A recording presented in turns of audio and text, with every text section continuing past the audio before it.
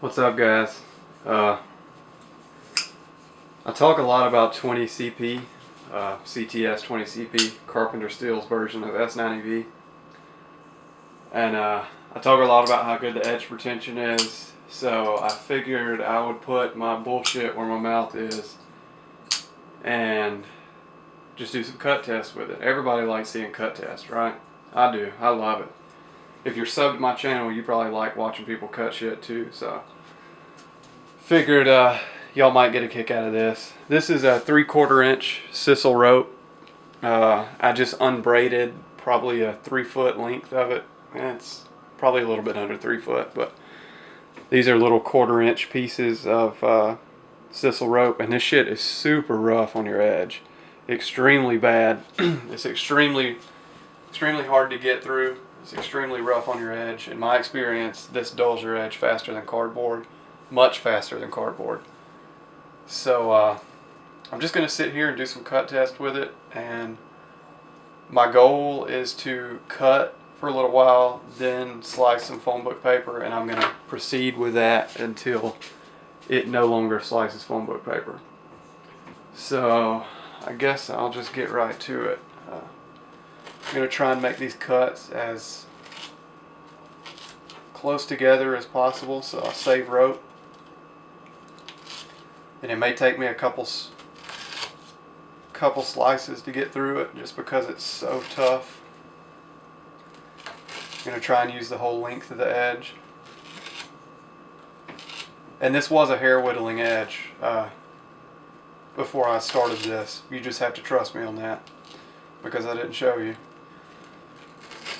But it was a hair whittling edge. This is considered one of the high vanadium high-speed tool steels, so it should hold its edge pretty well. I did this off camera with M4 last night, and it holds its edge pretty well, but still slicing cleanly. M4 holds its edge pretty well, but it's not nearly like this.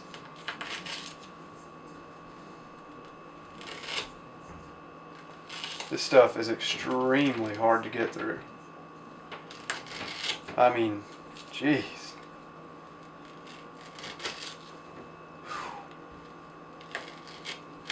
If you've never cut this stuff before, I suggest going to Lowe's and picking you up about 10 feet of it and seeing what it's really about, because it is some amazingly tough stuff. And I'm trying to make slicing cuts using most of the edge. I'm going to go ahead and chunk this in the garbage. I do share this house with my fiance, so I have to kind of be respectful. I hope that stays in focus. I locked the focus. I am using my D7000, but I locked the focus so that you guys won't be hearing it change constantly.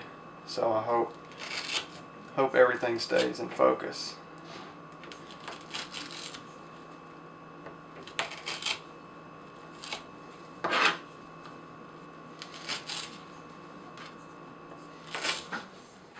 It still feels just like it did when I started.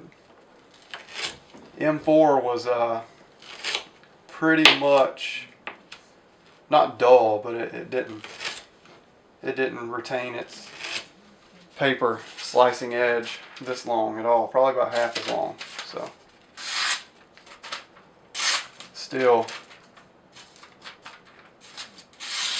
slicing sharp. I can't push cut any longer, but I can still slice with ease. No resistance.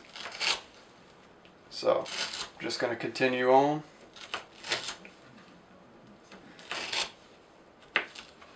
Making my slicing cuts.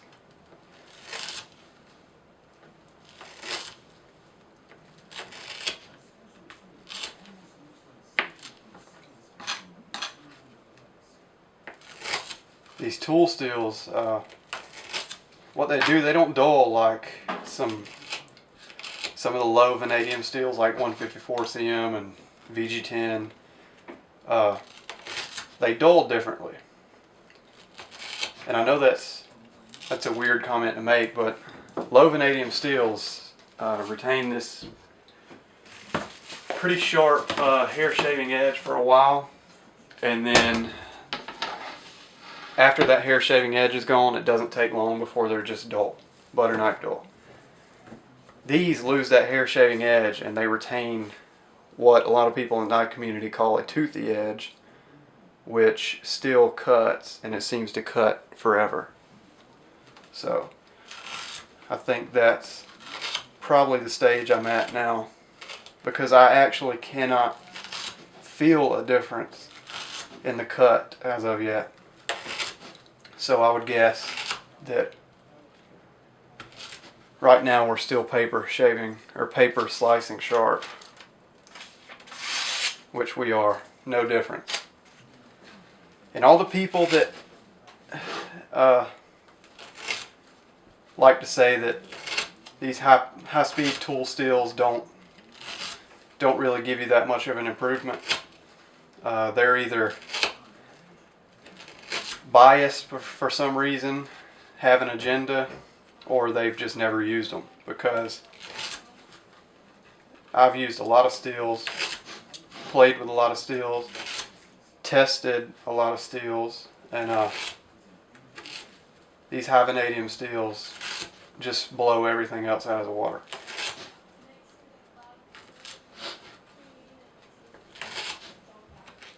I'm going to stop for a second and look at my screen, make sure, yep, it appears I'm still in focus. Just doing that for quality control. I don't want you guys to be watching some out of focus crap. And I am doing this for y'all's pleasure, by the way. I had just sharpened this knife. Really didn't want to dull it because I spent a lot of time getting it sharp. These are a bitch to sharpen.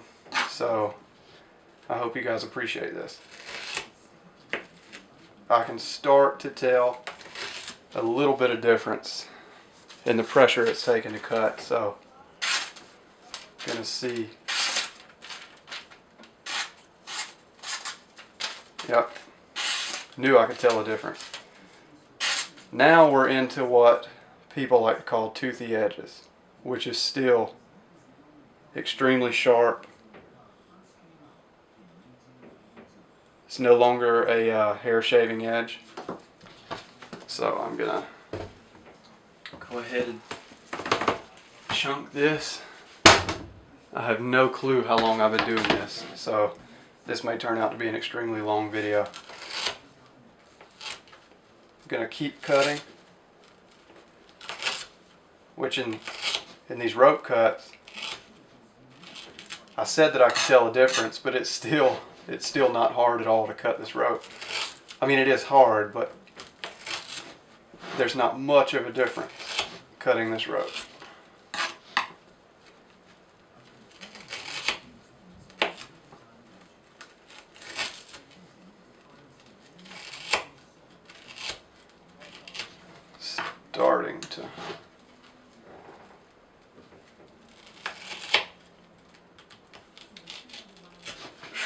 Starting to get tough.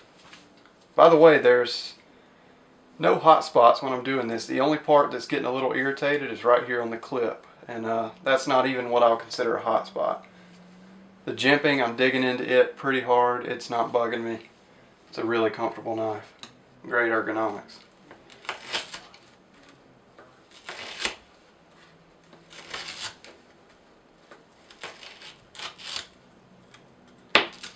Alright, let's see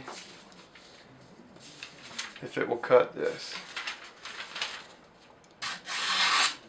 Still slicing.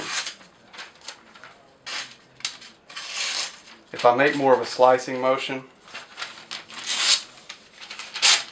then it cuts. If I make a push cut motion, then it doesn't cut. So it's still got an edge on it, I promise you. You would not want somebody to cut you with this because it is still extremely sharp. If I would quit hitting it on the choil. As you can see, it's still sharp. You grab some printer paper.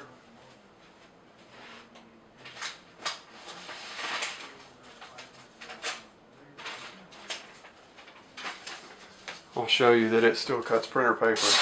No issues with printer paper. Absolutely no issues with printer paper. A knife has to be pretty sharp to slice phone book paper. So I'm going to save this and we're going to try and cut until we lose that printer paper cutting edge.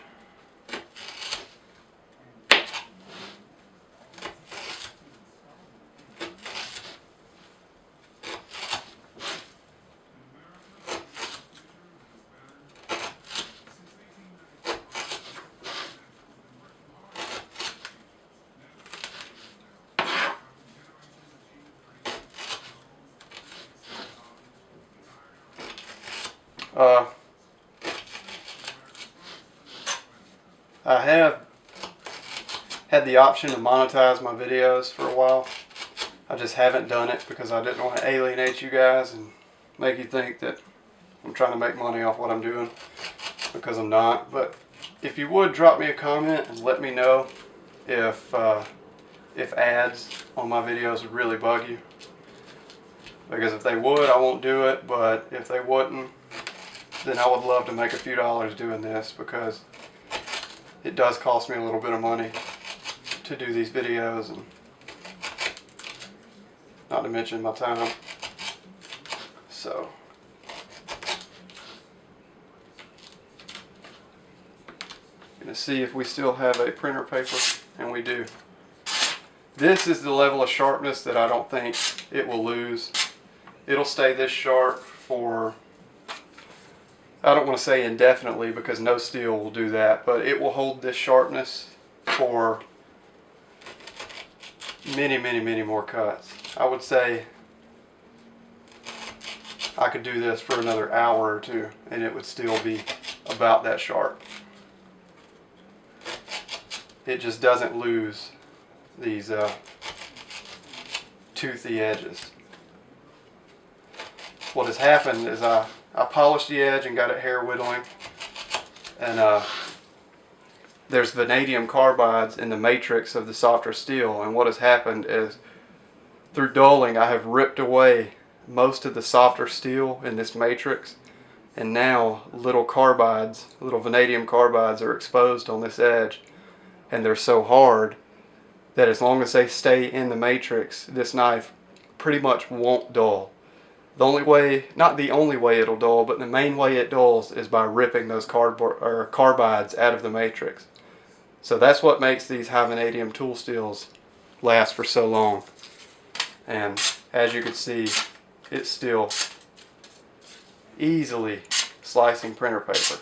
So that's roughly 9 feet of 1/4 inch sisal rope that I just cut. And it's still easily printer paper sharp. I don't think it would slice phone book paper, but that's still a damn good steel. Not many steels ever that I've touched or handled, cut with is what I really mean, would do that. I'd say S30V would have gotten dull about halfway. So that gives you a good benchmark.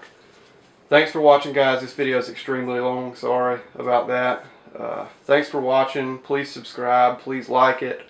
And let me know what you think about the AdSense. Thanks for watching.